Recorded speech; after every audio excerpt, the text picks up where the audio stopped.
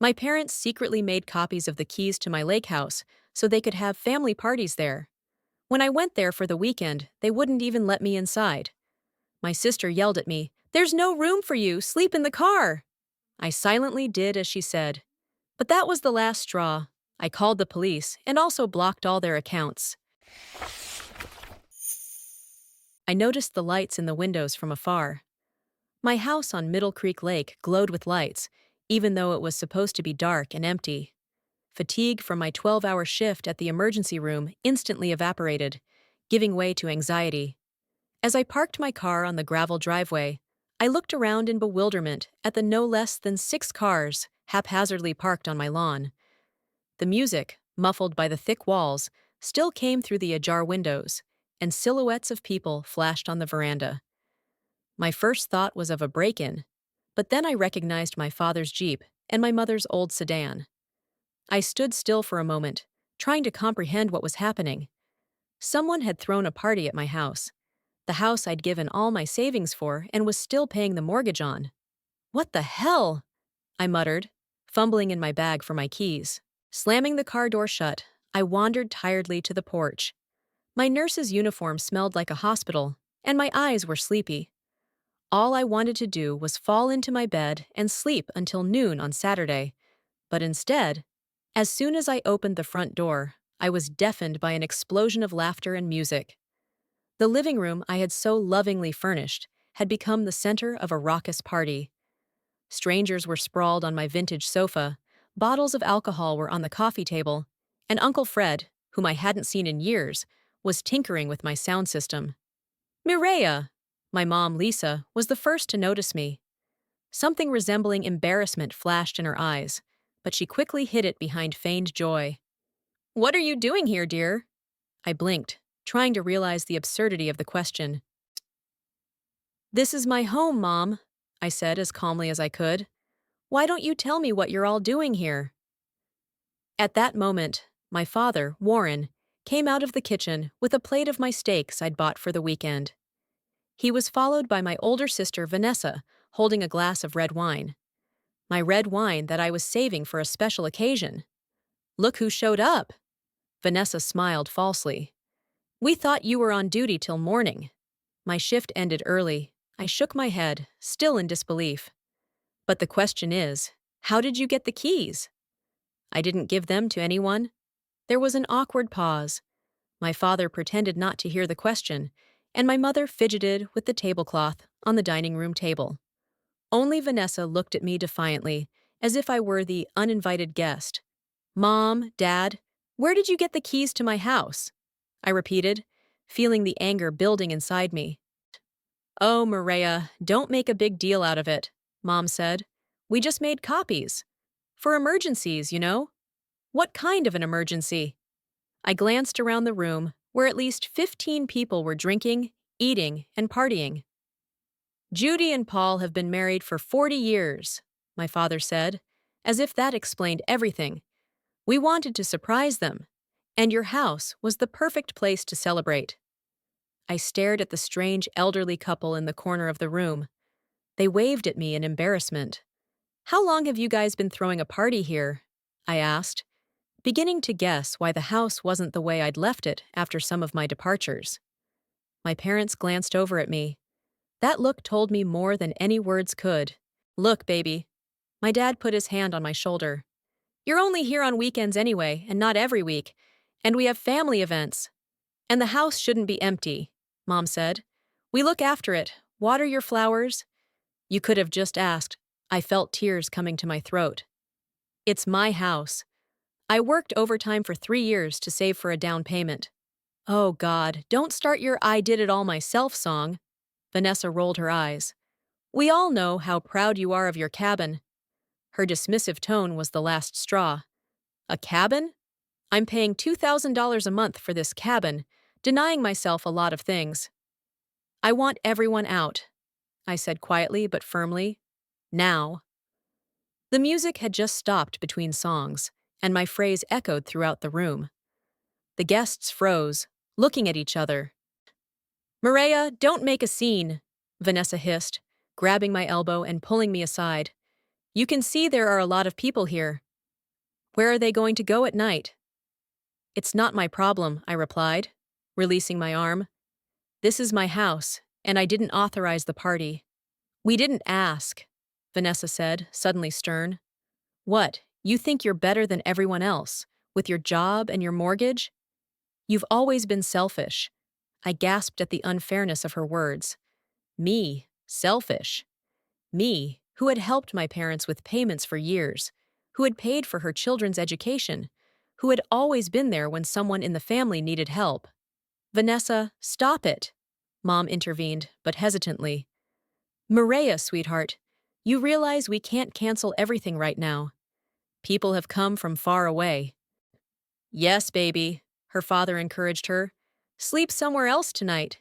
You have friends in town, right? Or get a motel room and we'll make it up to you. I couldn't believe my ears. I was being kicked out of my own house. Or, Vanessa gave me a scornful look. You could sleep in your car. There's no room for you here anyway. All the rooms are taken. I looked at my parents, expecting them to stand up for me, to tell me that Vanessa had gone too far. But they just looked away awkwardly. Dad pretended to be terribly interested in the pattern on the rug, and Mom started fidgeting with her hair. At that moment, something broke inside me. The feeling of betrayal was so sharp it took my breath away. I turned around and walked silently out, slamming the door behind me. No one called out to me. No one tried to stop me. Once in the car, I started the engine with trembling hands and turned on the heat. April nights on Middle Creek are still cold. Tears streamed down my cheeks, but I didn't even try to wipe them away. How could they? How could my own people do this to me? The minutes turned into hours. The music in the house was blaring, and the silhouettes of smoking guests appeared on the veranda. Someone even came out onto my dock and, judging by the splash, jumped into the lake. People I don't even know have come to my house.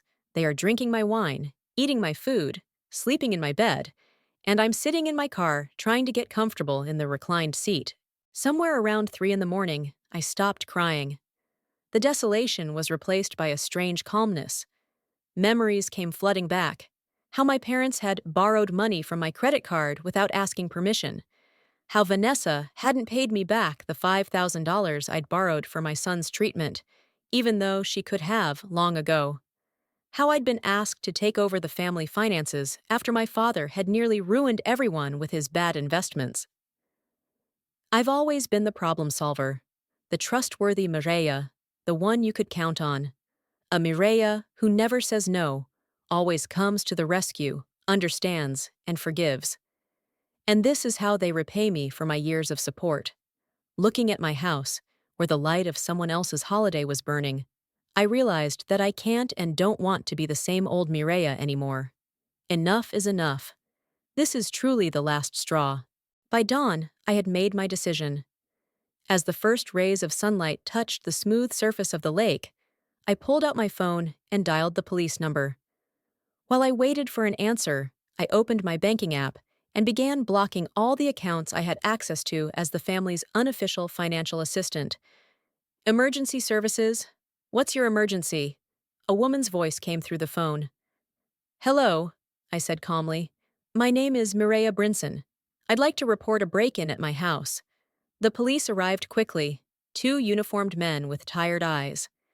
They listened to my story, checked the deeds to the house, and agreed to talk to the intruders. As I watched my parents and Vanessa justify themselves to the officers on the veranda, I suddenly realized the problem went much deeper than just partying without permission. It started long before that.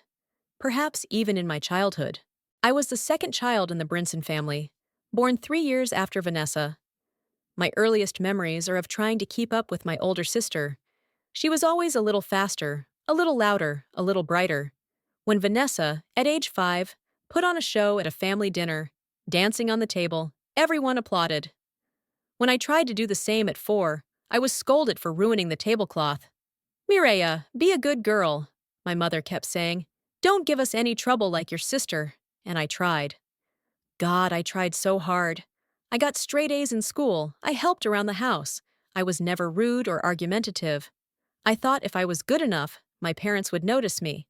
But the more obedient I became, the more they took it for granted. Vanessa, meanwhile, had become a local celebrity, the captain of the cheerleading squad, the prom queen, the soul of the company. Her school problems and petty misbehaviors elicited only condescending smiles. "Our Vanessa is so lively. You should take an example from your sister," my father sighed, when I returned from the Science Olympiad with a diploma instead of a date. Life is not just about textbooks. After high school, our paths diverged. Vanessa jumped out at 19 to marry Brandon, the son of the owner of a local construction company. They had twins, Lucas and Leah, when she was 21. My sister never worked a day in her life, but always had a new car and designer clothes. I went to nursing school, not because it was my dream, but because it was a profession that guaranteed a steady income. I wanted to be independent, to not have to look to other people's decisions. At 25, I met Jason. He was an intern at our hospital, a brilliant mind, a warm smile, and plans for the future that were remarkably similar to mine. For the first time, I felt truly important to someone. We'd been dating for 3 years. I was sure it was forever. We even started saving money for a wedding. And then Jason got an internship at the Mayo Clinic. Prestigious, up and coming, and, 2,000 miles from our town. "Come with me," he said. "There's a job for you there." I almost said yes. But then the unexpected happened. My father lost his job. More precisely, his company went bankrupt after a risky investment in a technology startup. In an instant, my parents were on the verge of financial ruin, with mortgages, loans, and no savings. "We'll get through this," I assured Jason. "Give me 6 months to help them get back on their feet, and I'll come see you." He left in August. We'd planned for me to join him in February. But 6 months stretched into a year. I was working 2 jobs, helping my parents pay off debts, trying to figure out my father's confusing finances. Jason called less and less. Our conversations grew shorter and shorter. The day I finally bought a ticket to Minnesota, he called. "I'm sorry, Mireya." His voice sounded strangely distant. "I met someone. We've been together for 3 months now. I didn't want to tell you until I was sure." I felt like someone had ripped my heart out of my chest. I didn't cry, I didn't scream. I just hung up the phone and sat staring at the wall for a long time. 5 years of my life down the drain. 5 years when I could have been building my career, my life, I wasted on a family who took my help for granted. The next day, I applied for a mortgage. The house on Middle Creek Lake came up for sale just at that time. It wasn't new and needed repairs, but it was in a quiet location with a beautiful view of the water. Something inside told me this was my chance to start over.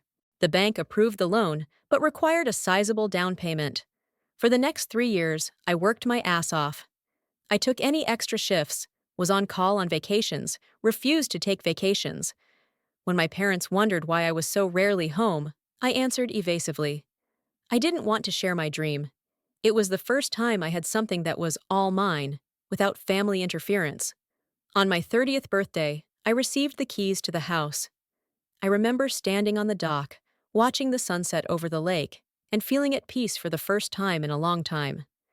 This was my home, my sanctuary, my accomplishment. Of course, I invited my family over for a housewarming party. Dad whistled as he estimated the value of the waterfront property and immediately began offering investment advice, as if he wasn't the one who had nearly bankrupted the family a few years ago. Mom oohed over such a big house for a single girl and wondered if the money wouldn't have been better spent on an apartment in the city. Vanessa paced the rooms in silence, then said with ill-concealed envy, "You've got a nice place. Brandon and I have to live in a 3-bedroom house with the kids and the dog." Nobody said, "We're proud of you, Mireya." No one acknowledged how hard I'd worked to get here. Nevertheless, my life has changed for the better. The lake house became a place where I could be myself. I went there on weekends, sometimes taking time off in the middle of the week to spend a few days in silence. I painted the walls bright colors that my conservative mother would never approve of. I got a cat, a fluffy, tricolored Martha that had been abandoned by her previous owners. I learned to cook complex dishes, simply because I liked to experiment in my kitchen. And then my father's financial problems returned. This time, it wasn't bankruptcy, but unpaid bills and overdue loans. Mom was crying on the phone, telling me they could lose the house. I came to the rescue again, paying off the most urgent debts, organizing payments, budgeting. Give me access to the accounts, I suggested. I'll make sure everything is paid on time. So I became the unofficial financial manager of the Brinson family. I paid my parents' bills, kept track of their expenses, and regularly added money when they fell short of their paychecks. When the Vanessa twins went to private school, for some reason, I was the one who had to help with the tuition. They're your nephews, Mom insisted. Don't you want them to get a good education? So I paid. Over and over again, I postponed my plans, cut my budget to help my family.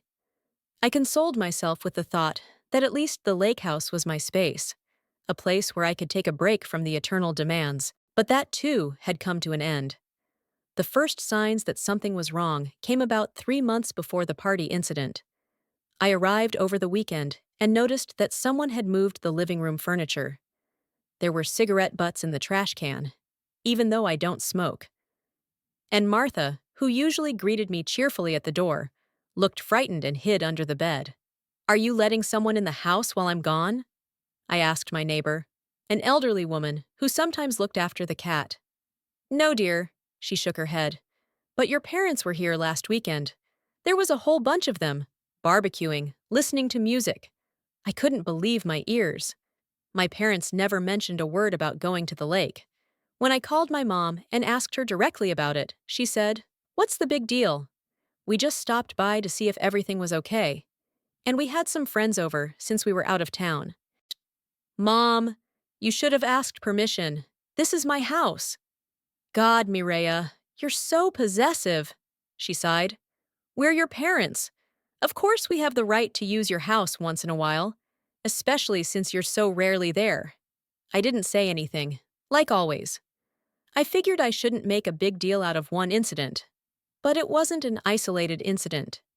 Now, remembering the little details, the new scratches on the table, the shifting books on the shelves, the strange stains on the carpet, I realized that they regularly took family weekends at my house, without my knowledge, without my permission, probably since the moment I bought the house.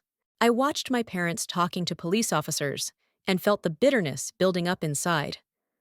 All my life, I had tried to be a good daughter, supporting my family, sacrificing my interests for them, and they saw my kindness as weakness, my possessions as common property, and my boundaries as non-existent.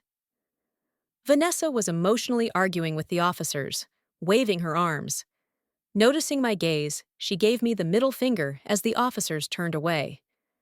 There it was, my family. People willing to kick me out of my own home and then accuse me of being a traitor for trying to protect my rights. The officer walked up to me, notebook in hand. "Ms. Brinson, your relatives claim they have the keys because you gave them copies yourself." "That's a lie," I replied firmly. "I never gave them the keys. They made copies without my knowledge or consent." I realized that this was just the beginning, that there would be a long and painful conversation with the family, that years of relationship patterns weren't going to change overnight. But I wasn't going to back down anymore. It was time to take back not only my home, but also control of my own life. The morning fog over the lake had not yet cleared when a police car pulled up. A different crew arrived this time, a full-figured female officer with a short haircut and a young guy with a serious face. I stood on the porch with my arms crossed over my chest and watched them park next to my relatives' cars. The night in the car had left its marks.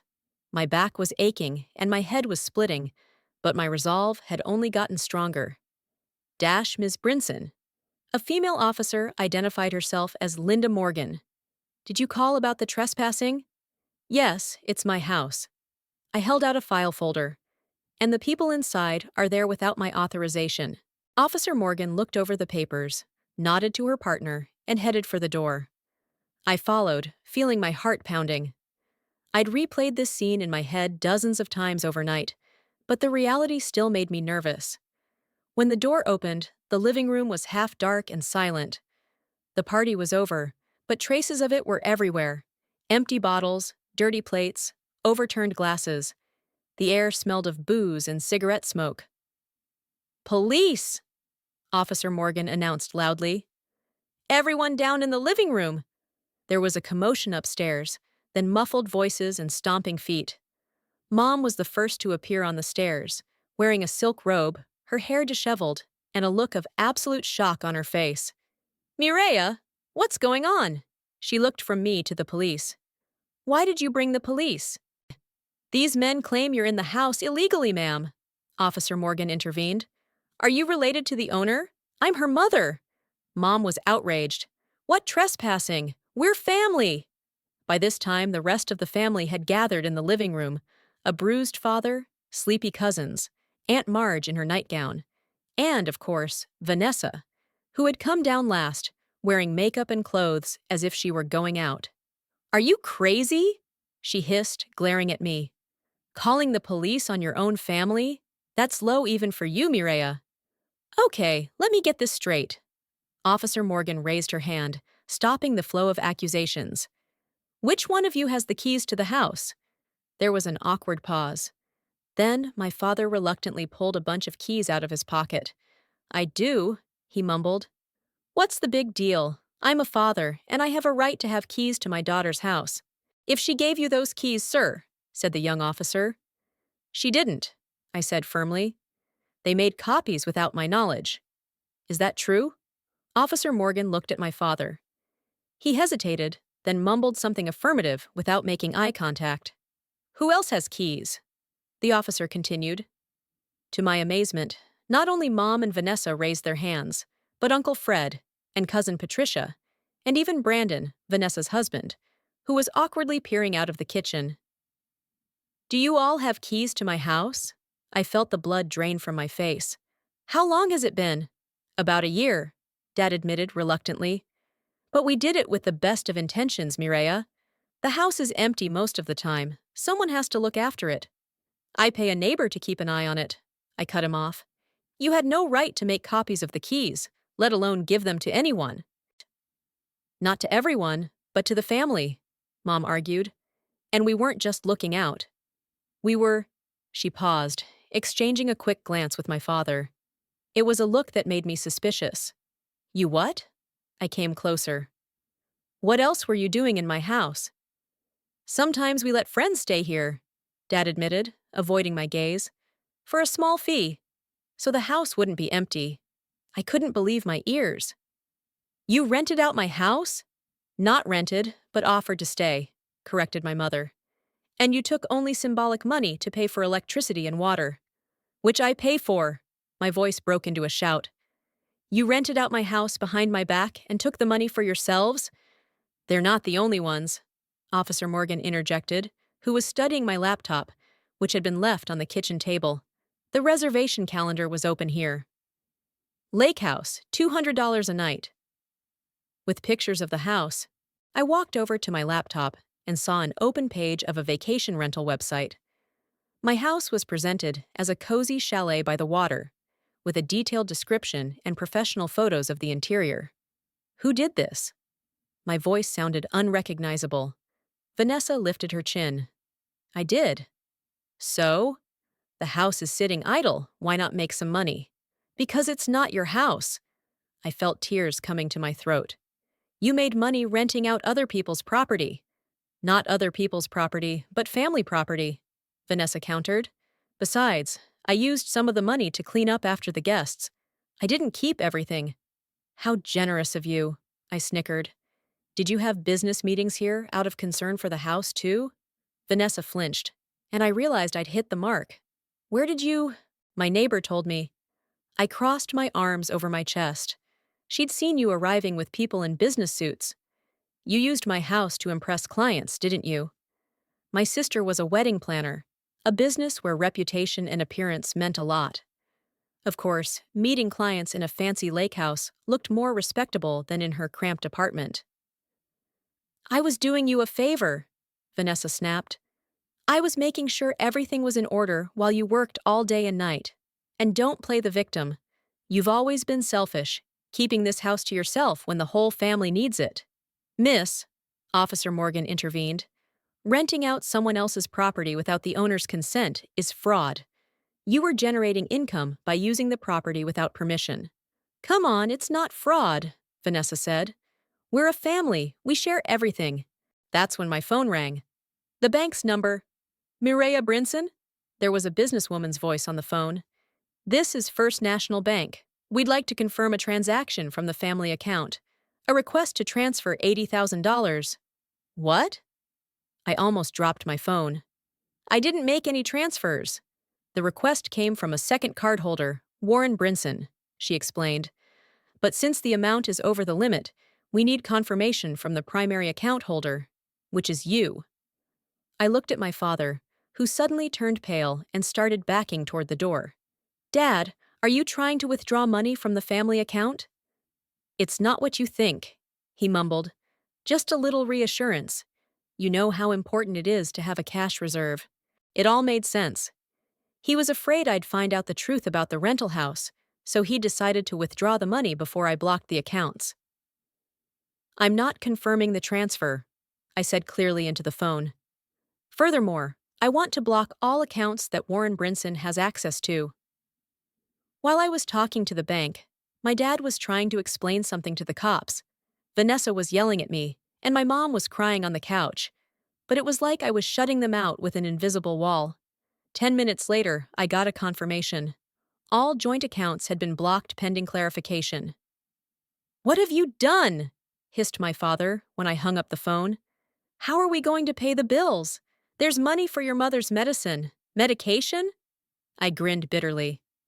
Or for that new yacht you were telling your friends about yesterday. I heard the whole thing from the car, Dad. You can't do this to us, Mom intervened, dabbing her eyes with her handkerchief. We're your parents.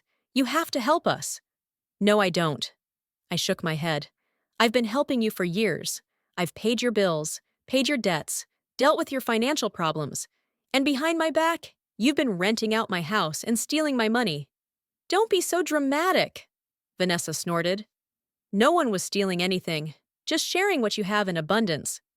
I don't have a surplus of anything. I raised my voice at her for the first time. I work 2 jobs to pay the mortgage and help you all. And you betrayed my trust. Officer Morgan coughed delicately. Ms. Brinson, we can draw up a formal report for trespassing and fraud if you insist. I looked at my family, the terrified face of my mother, my father's face turning purple with anger, Vanessa's scornful scowl. They'd been ready to kick me out of my own house last night. They'd taken advantage of my kindness for years. And yet, they were my family. I won't file a report, I've decided. But I want all the keys to the house, all copies, and I want you all to leave immediately. Is that your last word? My father sneered. After everything we've done for you? What exactly have you done for me, Dad? I asked quietly. Name one thing you've done for me that I haven't done for you in the last 10 years. He opened his mouth, but he couldn't answer. I knew it. I nodded. Officer, please make sure I get all the keys back. The next hour passed like a blur. The cops helped collect the keys. There were 11 copies, including the ones kept by family friends who had already left. Then they watched my relatives pack up and leave the house. My mother cried and threatened to disown me. Vanessa accused me of betraying the family. Father grimly reminded me of my duty to my parents. But for the first time in my life, I didn't give in to emotional blackmail. This house is my property, I said, and I have every right to decide who can stay here and when. When the last car had left and the police had left, I was alone. The silence rang in my ears. I walked slowly around the rooms, assessing the damage from the party. Broken glasses, stains on the carpet, a broken chair. But the material damage was nothing compared to the emotional devastation. In the guest bedroom, I found a neatly folded stack of linens and towels, clearly not mine. In the closet, I found other people's clothes, t-shirts, shorts, even swimsuits. It looked like my relatives didn't just come here occasionally, they practically lived in my house. In the desk drawer were receipts, dozens of receipts for rent money. The amounts ranged from $100 to $300 a night.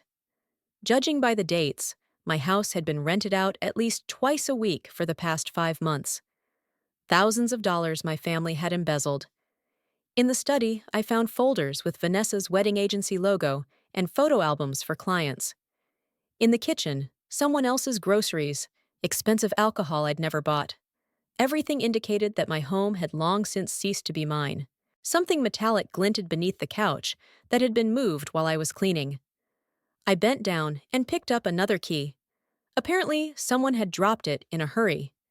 It was attached to a keychain that read, "The lake house is the best place to vacation." It was the last straw. I sank to the floor in the middle of the trashed living room and finally let myself cry. Not from self-pity, but from the realization of how long I'd let myself be used. How blindly I'd believed my family appreciated my sacrifices. How desperate I'd been to earn a love that couldn't be earned. The sun was slipping toward dusk, coloring the lake purple as I finished cleaning up the first floor. The physical work helped me calm down and gather my thoughts. I firmly decided no one else would decide for me how to live my life or how to manage my possessions. It's time to learn to say no and assert my boundaries. I took the first step. I kicked my family out and took my keys. But there was a long road to true independence ahead. The locksmith finished changing the last lock and handed me a bunch of new keys. "It's done, Ms. Brinson. Now even a professional burglar couldn't handle these locks." I nodded gratefully, paying for the work. The new locks were just the beginning. The next day, the security experts came and installed a state-of-the-art alarm system with security cameras. Now I could monitor my house even when I was in the city, receiving notifications of any movement through an app on my phone. It didn't cost much, but I didn't spare the money. My security and peace of mind was worth every penny spent. Sitting on the veranda in the evening with a cup of tea, I felt peaceful for the first time in a long time. The lake stretched out before me, smooth as a mirror, reflecting the pinkish clouds of sunset. Martha, my cat, curled up on my lap, occasionally lifting her head to watch the birds fly by. My phone was silent for the third day. After a huge scandal, the family had decided to ignore me, a typical tactic when they couldn't get their way. In the past, I would have given up by now, called myself, apologized. But not this time. Instead, I went after the finances. I gathered all the paperwork, bank statements, receipts. The picture that emerged was staggeringly unfair. Over the past 5 years, I had transferred over $70,000 to my parents. Money for repairs to their house, for my father's medical treatment, for vacations they deserved after so many years of hard work. Plus, regular tuition payments for Vanessa's twins, about $35,000. And now the income from illegally renting out my house, at least $20,000 in the last 6 months, by my best estimate. The next day, I made an appointment with a lawyer. Emma Reeves, a petite woman with a keen eye and business acumen, listened to my story without interrupting. "Ms. Brinson," she said when I finished, "your situation is unfortunately not unique. Financial abuse in the family is common. It's just rarely talked about." She helped me make a plan of action, block all joint accounts, revoke powers of attorney, change passwords, and check my credit history in case there were loans in my name that I didn't recognize. "What about the money they owed me?" I asked. "Could I pay them back?" Emma tapped her pen thoughtfully on her notebook. "Theoretically, yes, through the courts. But be prepared for it to be a long and painful process. And it's not just the legal side of it, but the emotional side as well." I nodded, realizing what she was talking about. To sue your own parents. Just a month ago, I would have considered the idea sacrilegious. The lawyer was right. There were enough emotional trials without a trial. On the third day of my radio silence, began calls from friends and acquaintances. "Maria, your mom is so worried," said my school friend Helen. "She cries all day long. Maybe you should call her." "Did you know your dad's in the hospital with a heart attack?" That was Aunt Grace, clearly exaggerating. Dad never had a heart problem. The most unpleasant was a call from the pastor of the church I sometimes attended on holidays. "Maria, my child." His voice oozed fake concern. Your parents have told me about your problems. Anger is a sin that eats away at the soul. Why don't you come to the church for couples counseling? I politely declined, feeling bitter at the realization that even here, my family was trying to manipulate me. Trouble started at work, too. The nurse on the next ward, a cousin of Vanessa's brother's wife's wife or something, began spreading rumors about my nervous breakdown, about how I'd allegedly kicked my parents out in the street in the middle of the night, threatening to call the police, about how I cleaned out the family accounts because I was paranoid. Fortunately, my immediate coworkers knew me well enough not to believe the gossip, especially after I showed the head nurse pictures of the trashed house and explained the situation. You did the right thing, she said. Family should be supportive, not exploitative. The only bright spot in this dark period was my lake neighbor, Deirdre Sawyer. I knew her in passing, a woman in her early 40s, always with a book, owner of a small bookstore in town. She stopped by my house a week after the incident, bringing a basket of homemade cookies and a bottle of wine. I saw the police car, and then I noticed you changing the locks, she said simply. I thought maybe you needed a friend. We talked until midnight that night. Deirdre was an amazing listener. She didn't give advice. She didn't judge. She just asked the right questions that made me analyze the situation more deeply. You know, my mother was a lot like yours, she shared when I told her about the constant manipulation. It took me 10 years of therapy to realize that her love was always conditional on my obedience. Deirdre recommended books on the psychology of emotional abuse and gave me the contacts of her therapist, Dr. Lauren Page. The first session with Dr. Page was tough. I talked and cried and talked, about how I had spent my whole life trying to earn parental approval, about how I'd sacrificed my interests for my family, only to be met with more demands, about how it took her a long time to recognize the toxicity of the relationship. You're on the right track, Mireya, Dr. Page said at the end of the session. Recognizing the problem is the first step to healing. But be prepared. When you set healthy boundaries, those who are used to breaking them tend to fight back as hard as they can. She was right. 3 weeks into my disappearance, my parents changed tactics. Instead of angry texts and calls through third parties, they sent an email apologizing. Dear Mireya, we are deeply sorry for what happened. It was wrong of us to use your home without permission. Please let's meet and talk. We miss you very much. Your loving parents. Before, I would have melted at such a letter. But now, after several therapy sessions and long conversations with Deirdre, I could see that there was no acknowledgement of the real problem in those words. They weren't regretting the years of manipulation and financial abuse, just the fact that they had been caught. I showed the letter to Emma, my lawyer. Typical tactic, she nodded. The next step is to threaten a lawsuit. Don't worry, they're bluffing. The law is completely on your side. And indeed, 2 days later, another message arrived, from my father, threatening to sue for illegally blocking family funds. I forwarded the email to Emma, who drafted a formal response, explaining why their lawsuit had no merit. The next day, my mom called, the first direct call I'd gotten in a month. Mireya, honey? Her voice sounded unusually soft. I understand you're hurt, and your father and I want to make things right. Let's meet, talk like adults. I hesitated. Part of me still longed for reconciliation, for a normal relationship with my parents. We agreed to meet at a cafe in the city center, a neutral location. Mom showed up alone, in her Sunday outfit, with her new hair and makeup. She hugged me, as if nothing had happened, and immediately ordered my favorite pie. We missed you so much, honey. She took my hand. Daddy's been worried sick. He would have come himself, but, he's had some health problems. What kind of trouble? I was worried. It's nothing serious.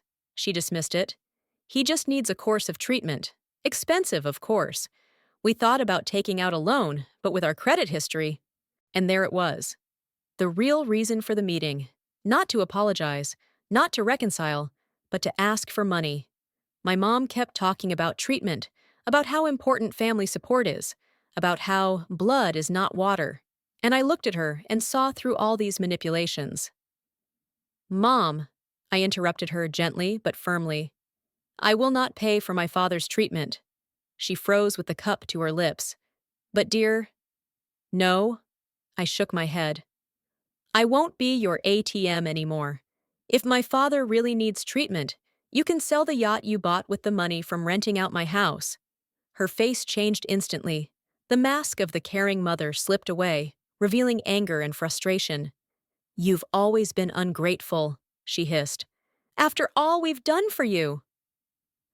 I stood up, leaving the money for my untouched coffee. I'm grateful for the life you've given me, Mom. But I won't let you control my life or my finances anymore. Walking out of the coffee shop, I felt strangely relieved. For the first time in 32 years, I had said no without guilt. For the first time, I put my needs above family manipulation. And though the road to complete healing was still long, I knew I had taken the first and most important step. The sun's rays glided across the surface of Lake Middle Creek, creating a pattern of 1,000 sparkling highlights. It had been exactly 1 year since I had called the police to my own home. A year of difficult decisions, painful discoveries, and gradual recovery. I was sitting on my renovated porch, sipping my morning coffee and watching a pair of wild ducks float leisurely along the shore. My house had been transformed. New window frames, freshly painted navy-colored walls, handmade garden furniture. No more disorderly parties, no more unwanted guests. Only those I invited myself. Martha, my cat, basked in the sun, stretched out full length on the veranda railing. She had changed too, no longer hiding at every rustle, no longer flinching at a loud voice. Like me, she finally felt safe. My phone vibrated. A message from Connor, my little brother. How was your week? Still up for our Sunday call? I smiled. Connor, a 27-year-old computer programmer living in Seattle, was the only family member I kept in regular communication with. He hadn't been involved in the house story. He lived too far away and was immersed in his career. When he found out what had happened, he called me, sincerely apologizing for not noticing how the family had used me for years. Of course it's on, I replied. Let me know how the interview went. The situation was different with the rest of the family. After several attempts at manipulation and emotional blackmail, I made a decision. Communication with my parents and Vanessa only through a lawyer. Emma, my lawyer, became a buffer protecting my boundaries. She relayed the information they needed and weeded out manipulative requests for money or family obligations. Financial ties were completely severed. I closed all joint accounts, revoked powers of attorney, and stopped paying for my nephew's education. Yes, it wasn't easy at first. Guilt tried to break through my resolve. But therapy with Dr. Page helped me realize that I was not responsible for the financial well-being of adults who were perfectly capable of taking care of themselves. To my surprise, the family coped. Vanessa found extra work to pay for the kids' school.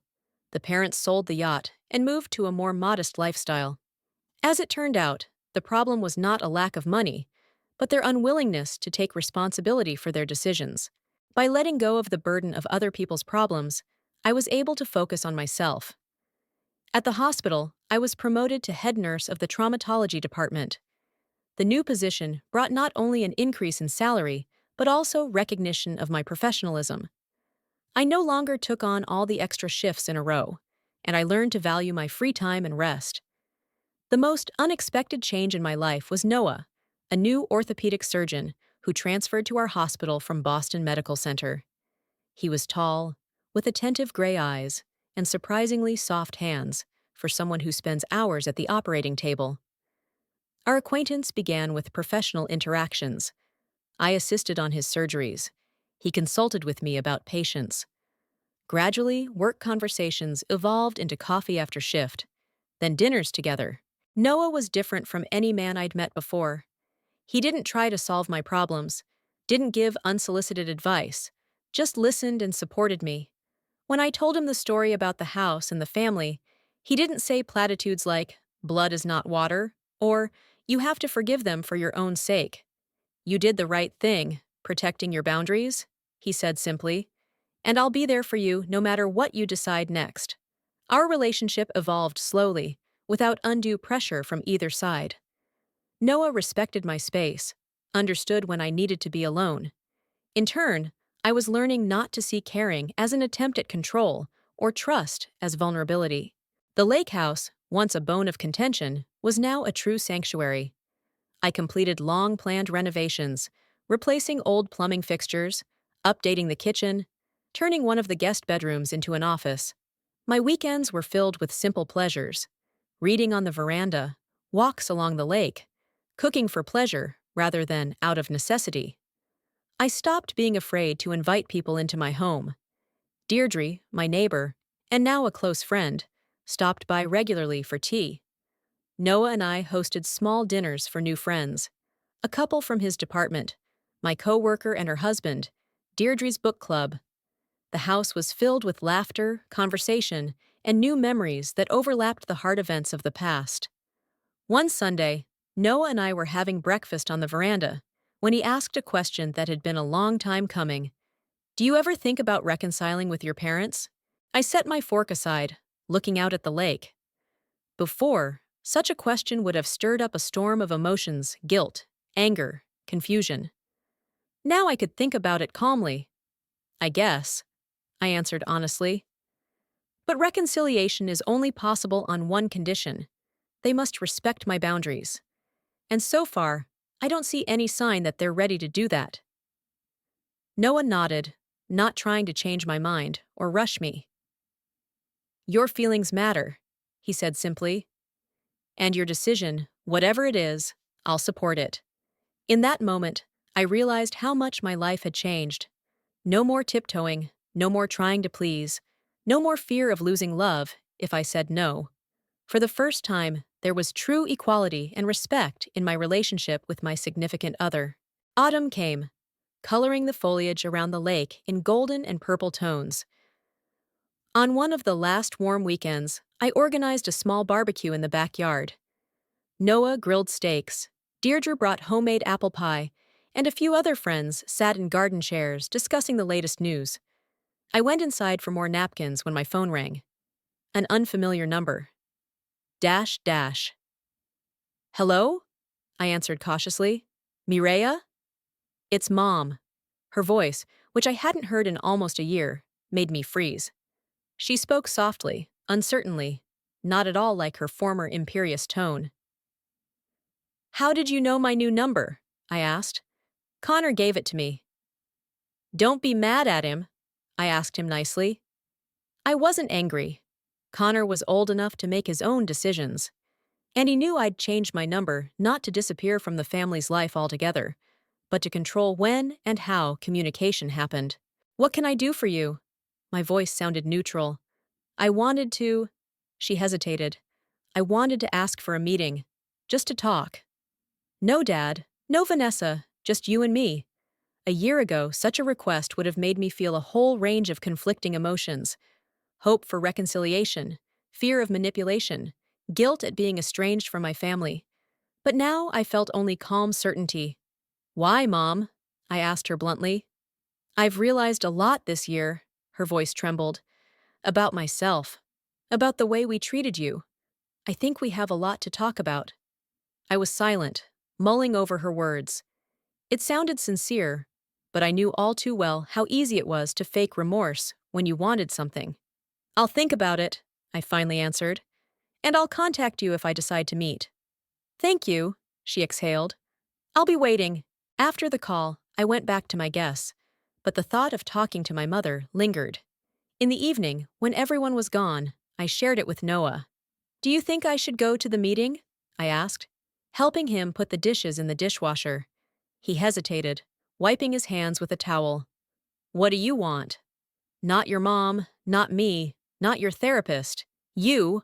I froze, realizing I'd never asked myself that question directly. What do I want? Not what's right, not what's expected, but what do I want? I want to try, I said slowly, but on my terms, not going back to the old pattern of relationships. Noah nodded. Then do that. Set your own terms, set your own boundaries. And remember that you can always stop communicating if it becomes toxic. I smiled, once again grateful for his no pressure support. The next morning, before leaving for the city, I walked down to the dock to sit by the water for a few minutes. The morning sun was coloring the lake a soft pink, a light mist billowing over the surface. I took off my shoes, dipped my feet into the cool water, and closed my eyes. A year ago, sitting in my car in front of my house full of uninvited guests, I felt helpless and betrayed. It felt like my life was falling apart. But that painful moment was the turning point, the beginning of true freedom. I was no longer the Maria who sacrificed herself for the approval of others. I was no longer the ATM machine for my family or the feckless helper ready to drop everything at a moment's notice. I learned to put myself first, not out of selfishness, but out of healthy self-respect. Will I meet my mom? Maybe. But not now, not today. I'll do it when I'm ready, on my own terms, and at a time that's convenient for me. And if the conversation doesn't go the way I hope it will, I'll have the strength to walk away without feeling guilty. Pulling out my phone, I sent a quick text to Connor. Mom called. Thanks for giving her the number. I'll consider meeting up, but not right now. His reply came instantly. I understand. It's up to you. Love you, sis. Those simple words warmed my soul. True family is not necessarily those with whom we share blood. It's those who respect our boundaries, accept our decisions, and love us for who we are without conditions or expectations. I rose from the dock, feeling the cool breeze drying the water droplets on my feet. A new day was ahead of me, new challenges, new opportunities. But for the first time in a long time, I met them not with anxiety, but with confidence. I knew who I was and what I wanted.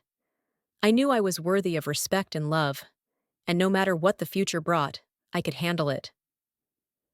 As I looked back one last time at my home, standing peacefully on the shore of the lake, I smiled. It was no longer a bone of contention or a painful reminder.